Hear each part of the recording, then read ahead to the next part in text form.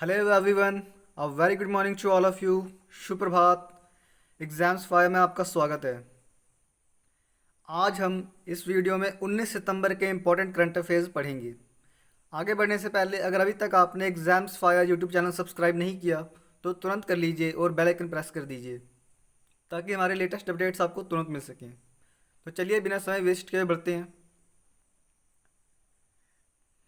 Prime Minister Narendra Modi on September 18, 2020 dedicated the historic Kosi Rail Mahasetu to the nation through video conference. Prime Minister Narendra Modi on September 18, 2020 dedicated the historic Kosi Rail Mahasetu to the nation through video conference. The 1.9 kilometer Kosi Mega Railway Bridge constructed for Rs 516 crores.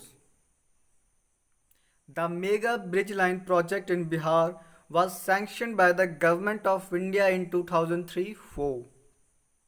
Okay, it was sanctioned by the Government of India in 2003-4. Apart from this, PM Modi has also inaugurated 12 rail projects related to the passenger facilities for the benefits of Bihar. Okay, apart from this, Prime Minister Narendra Modi has also inaugurated 12 rail projects related to passenger facilities for the benefit of Bihar. Among 12 other rail projects, Bihar's first and only electric locomotive maintenance shed in Broni also inaugurated today by PM Modi. Among 12 other rail projects, Bihar's first and only electric locomotive maintenance shed in Broni also inaugurated by PM Modi. 18 सितंबर 2020 को प्रधानमंत्री नरेंद्र मोदी ने video conference के माध्यम से ऐतिहासिक Kosi rail महासेतु को राष्ट्र को समर्पित किया। 18 सितंबर 2020 को पीएम मोदी ने वीडियो कॉन्फ्रेंस के माध्यम से कोसी रेल महासेतु राष्ट्र को समर्पित किया।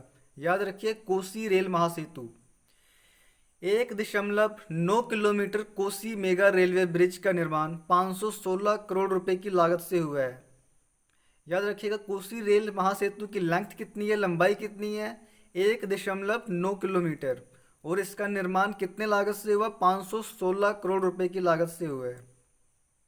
भारत सरकार द्वारा 2003-4 में बिहार में मेगा ब्रिज लाइन परियोजना को मंजूरी दी गई थी। कोसी रेल महासेतु को कब मंजूरी मिली थी? 2003-4 में अटल बिहारी वाजपेयी जी की सरकार में। ओके, और अब इसे पूर्ण कर लिया गया है, कल पीएम मोदी द्वारा उद्घाटन कर दिया गया है। इसके अलावा प्रधानमंत्री ने बिहार के लाभ के लिए यात्री सुविधाओं से संबंधित 12 रेल परियोजनाओं का भी उद्घाटन किया है। Apart from this, PM Modi ने 12 अदर रेल परियोजनाओं का भी उद्घाटन किया है। 12 अन्य रेल परियोजनाओं में पीएम मोदी द्वारा बिहार का पहला और एकमात्र इलेक्ट्रिक लोकोमोटिव बरौनी में मेंटेनेंस शेड का उद्घाटन किया गया।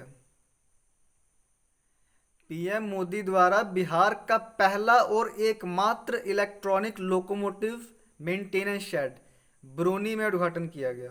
ओके, याद रखिएगा, बिहार का पहला इलेक्ट्रिक लोकोमोटिव मेंटेनेंस शेड कहाँ पे है? बरौनी में। ओके, क्लियर है? चलिए देखते हैं next. The Department for Promotion of Industry and Internal Trade (DPIIT) on Thursday issued a press note permitting foreign direct investment in defense production up to 74% on the automatic route. DPIIT, Department for Promotion of Industry and Internal Trade, on Thursday through a press note tell foreign direct investment in defense production up to 74% on the automatic route. FDI in defense production shall be permitted up to 74% through automatic route. Okay, till now 100% foreign direct investment were permitted in the defense sector. 100% foreign investment were permitted in the defense sector. It is one thing. And now 49% under direct route and government approval was required beyond that. 100% FDI permitted in defense sector, but only 49% through the automatic route, and beyond that government approval was required. But now government has allowed foreign direct investment up to 74% through automatic route. Department of Promotion of Industry and Internal Trade DPIIT ने गुरुवार को press note जारी कर automatic route पर रक्षा उत्पादन में प्रत्यक्ष विदेशी निवेश एफडीआई को 74% तक बढ़ाने की अनुमति दी है। ऑटोमेटिक रूट से डिफेंस सेक्टर में डिफेंस प्रोडक्शन में 74% तक एफडीआई की अनुमति दी गई है। ओके, अभी तक क्या था, रक्षा उद्योग में 100% विदेशी निवेश की अनुमति थी, 100% एफडीआई डिफेंस प्रोडक्शन में अनुमति थी, लेकिन ऑटोमेटिक रूट पर सिर्फ 49% की। स्वचालित मार्ग के तहत ओनली 49% एफडीआई अलाउ थी। उसके अलावा अगर एफडीआई होती है तो उसको सरकार की मंजूरी लेनी पड़ती थी, लेकिन अब उसे बढ़ाकर 74% कर दिया गया है under automatic route. No government approval required up to 74% FDI, beyond that government approval was required. Okay, 74% FDI के बाद गवर्नमेंट अप्रूवल, सरकार की मंजूरी चाहिए। क्लियर है? चलिए देखते हैं next. Indian Railways will soon start levying a user fee as part of train fares for stations that have been redeveloped and major stations with high footfall in order to generate revenue to provide better facilities for passengers. भारतीय railway जल्द ही यात्रियों के लिए बेहतर सुविधाएं प्रदान करने के लिए, राजस्व उत्पन्न करने के लिए जो महत्वपूर्ण स्टेशंस हैं उनमें ट्रेन किराए के हिस्से के रूप में यूज़र फ़ी का उपयोग शुरू करेगा। याद रखिए, आपको अब ट्रेन किराए के साथ साथ यूज़र फ़ी देना पड़ेगा। ये यूज़र फ़ी जो किराया होगा ट्रेन का उसी में इंक्लूड रहेगा, अलग से आपको नहीं देना पड़ेगा। Okay, user fee will be charge for the redeveloped and major stations. Okay, चलिए देखते हैं next. The union food processing industries minister Shrimati Harsimrat Kaur Badal resigned on September 17, 2020. The Union Food Processing Industries Minister Harsimrat Kaur Badal resigned on 17 September 2020. Minister resigned from her office to protest against the 3 farm sector bills that was introduced to reform the agricultural sector. The President of India, Shri Ramnath Kovind, has accepted her resignation. केंद्रीय खाद्य प्रसंस्करण उद्योग मंत्री श्रीमती हरसिमरत कौर बादल ने 17 सितंबर 2020 को इस्तीफा दे दिया। किसने इस्तीफा दे दिया? श्रीमती हरसिमरत कौर बादल। क्या थी ये? फूड प्रोसेसिंग मिनिस्टर, खाद्य प्रसंस्करण उद्योग मंत्री। मिनिस्टर ने कृषि क्षेत्र में सुधार के लिए पेश किए गए 3 फार्म सेक्टर बिलों के खिलाफ अपने कार्यालय में प्रोटेस्ट के लिए इस्तीफा दे दिया। मंत्री जी ने इस्तीफा किस लिए दिया? क्योंकि हाल ही में सरकार द्वारा 3 फार्म सेक्टर बिल पेश किए गए हैं जिसके खिलाफ इन्होंने अपना इस्तीफा दिया है। उन 3 फार्म सेक्टर बिल में हमारे डिटेल वीडियो बने हुए हैं, आप जाके देख सकते हैं। भारत के राष्ट्रपति श्री रामनाथ कोविंद ने उनका इस्तीफा स्वीकार कर लिया है। ओके, राष्ट्रपति रामनाथ कोविंद जी ने उनका इस्तीफा स्वीकार कर लिया है। चलिए देखते हैं next. Important point for the exam के नज़रिए से कुछ important points. Third schedule of the government of India, transaction of business rule 1961.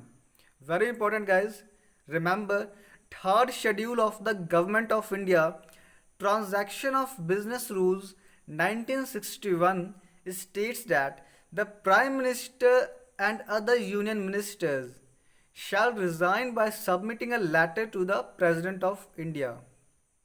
Very important, third schedule of the government of India, transaction of business rules 1961 states that prime minister and other union minister shall resign only by submitting a resignation letter to the president of India. Bharat सरकार की तीसरी अनुसूची व्यापार का लेन then नियम 1961 में कहा गया है कि प्रधानमंत्री और अन्य केंद्रीय मंत्री भारत के राष्ट्रपति को अपना इस्तीफा दे सकते हैं पत्र के माध्यम से। ओके, पत्र सौंपकर इस्तीफा दे सकते हैं मंत्री और प्रधानमंत्री राष्ट्रपति को। क्लियर है? अब आपके मन में एक सवाल उठ रहा होगा, अगर राष्ट्रपति को इस्तीफा देना होगा तो वो किन को अपना इस्तीफा पत्र सौंपेंगे, रेजिग्नेशन लेटर सौंपेंगे? तो अगर भारत के राष्ट्रपति को इस्तीफा देना होगा तो वो अपना रेजिग्नेशन लेटर वाइस प्रेसिडेंट को सौंपेंगे, उपराष्ट्रपति को सौंपेंगे। Okay, the president of India can reject or accept the resignation as advised by the prime minister. Bharat के राष्ट्रपति प्रधानमंत्री द्वारा सलाह के अनुसार इस्तीफा अस्वीकार या स्वीकार कर सकते हैं। जैसे कि आप जानते ही होंगे, राष्ट्रपति कोई भी डिसीजन लेते हैं अपॉन प्रधानमंत्री के सलाह के अनुसार लेते हैं decision. Okay, on prime minister's advice, president need to act on prime minister's advice. आप जानते होंगे राष्ट्रपति जी को एक्ट कर रहा होता है, कोई भी चीज़ करना होता है प्रधानमंत्री की सलाह से। ओके, क्लियर है? चलिए देखते हैं next. Gujarat CM Vijay Rupani has announced a scheme for 2 and 3 wheelers e-vehicles. The announcement was made to control the air pollution in Gujarat and also promote e-vehicles. Gujarat के सीएम विजय रूपानी ने 2 और 3 पहिया वाहन ई वाहनों के लिए एक योजना की घोषणा की है। गुजरात में वायु प्रदूषण को नियंत्रित करने के लिए योजना की घोषणा की गई है और साथ ही ई वाहनों को भी प्रमोट करने के लिए, बढ़ावा देने के लिए इसकी घोषणा की गई है। इस योजना के तहत 12,000 रुपये की सब्सिडीज दी जाएगी बैटरी ऑपरेटेड 2 व्हीलर, बैटरी से चलने वाली 2 पहिया वाहनों के लिए 12,000 रुपये की सब्सिडी देगी गुजरात सरकार। एंड अनदर वन इज 48,000 रुपये की सब्सिडी देगी 3 पहिया ई रिक्शा के लिए। 3 पहिया ई रिक्शा के लिए 48,000 रुपये की सब्सिडी गुजरात सरकार देगी। ओके, गुजरात सीएम, गुजरात के चीफ मिनिस्टर कौन है आप जानते होंगे, विजय रूपानी। गुजरात के गवर्नर कौन है, आचार्य देवव्रत। ओके, क्लियर है? चलिए देखते हैं next. India's first exclusive private jet terminal was inaugurated by Union Civil Aviation Minister Hardeep Singh Puri at the Indira Gandhi International Airport in Delhi on September 17, 2020. India's first exclusive private jet terminal was inaugurated by Union Civil Aviation Minister Hardeep Singh Puri at IGI, Indira Gandhi International Airport in Delhi. Bharat के पहले अनन्य निजी jet terminal का उद्घाटन केंद्रीय नागरिक उड्डयन मंत्री हरदीप सिंह पुरी ने 17 सितंबर 2020 को दिल्ली के इंदिरा गांधी अंतर्राष्ट्रीय हवाई अड्डे पर किया। भारत का पहला निजी जेट टर्मिनल का उद्घाटन हुआ, कहाँ पे हुआ? दिल्ली के इंदिरा गांधी इंटरनेशनल हवाई अड्डे पर हुआ। ओके, अनन्य टर्मिनल निजी जेट विमानों के उड़ान संचालन का काम करेगा। ये जो टर्मिनल है ये हैंडल करेगा फ्लाइट ऑपरेशंस प्राइवेट जेट की, निजी जेट विमानों की ऑपरेशंस को हैंडल करेगा ये टर्मिनल। ओके, क्लियर है? आज के लिए इतना ही। अगर आपको वीडियो पसंद आई तो ढेर सारा लाइक, शेयर एंड कमेंट कीजिए। धन्यवाद।